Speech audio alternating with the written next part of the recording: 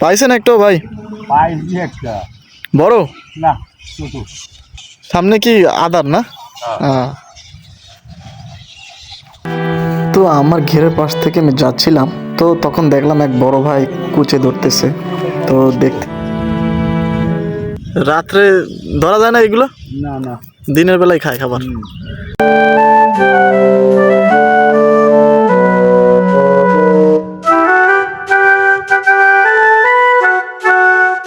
এক ভাই, বড় ভাই, তিনি কুচে শিকার করছেন একটি লাঠির মাধ্যমে। তো আমরা এখন আপনাদের দেখাবো কিভাবে সে কুচে শিকার করে।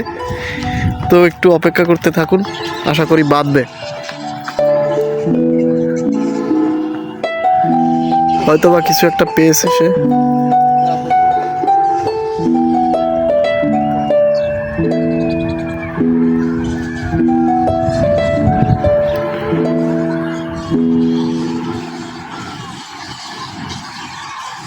আবহাওয়া প্রচণ্ড খারাপ হওয়ার কারণে আমরা সবাই এখন বাসায় চলে যাচ্ছি।